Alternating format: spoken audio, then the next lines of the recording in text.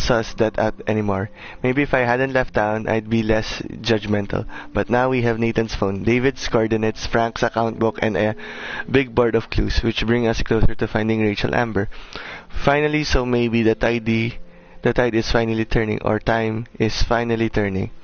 This is the moment where all the clues come together and we finally have a location outside of town that may lead us straight to Rachel, Amber, and beyond.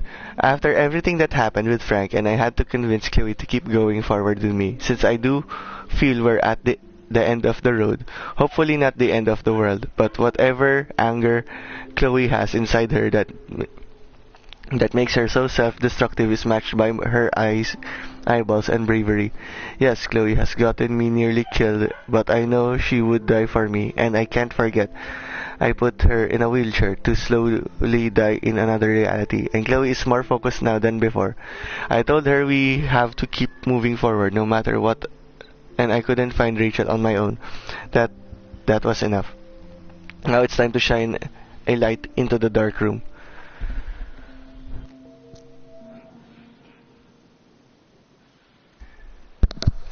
Chloe and I loaded up our cordons and hit the road. We were both quiet yet excited. It's hard to explain the feeling. Even with all the horrible things happening, I found myself thinking that Chloe and I were part of some greater mystery that involved time, space, and all our fates. But I've never had much fight, not that Kate Marsh kind of anyway. But I couldn't believe we were being set up for doom after everything that's happened this week. But I wasn't prepared for the dark room. Shut up!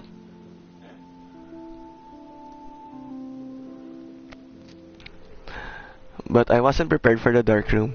The coordinates led us to the old abandoned farm owned by the Prescott family, and I shouldn't have been surprised that it was actually housing a weird, secure bunker that was filled with Prescott memorabilia and worse. If there was evil ground zero, this place was it. Cupboards filled with name-read binders that confirm our worst nightmares, not that I even had any clue that our amateur detective work would lead us to this kind of professional hell. When I saw that binder marked Victoria, my heart started pounding like a jackhammer. Then I had a real clue about what was coming.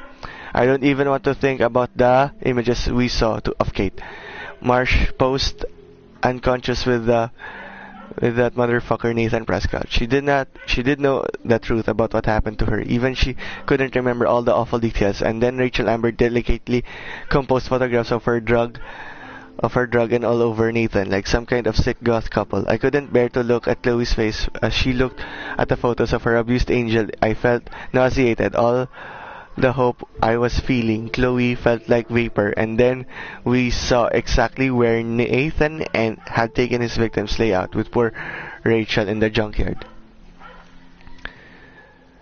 We finally found Rachel Amber, dead and buried. I'm sorry. I'm Rachel. I'm sorry, Chloe. I'm sorry, Kate. I'm sorry, William. Fuck you, Arcadia Bay.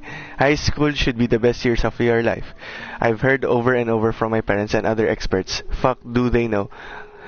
Tell that to Rachel Amber or Kate. I've never seen Chloe so cold and hard. She won't let go of the gun. So we have to find Nathan before Chloe kills him. And if that happens, it will be hard to rewind. But we're as close to the end of this nightmare as possible, so I had to block out those images of Kate Marsh and Rachel Amber that will be burned in my retina forever. There's still a final secret to uncover, and nothing is going to stop us now. Not even a goddamn tornado. So yeah, I will check what the barking is about. I shall come back in a few. I will stop the video and I shall come back.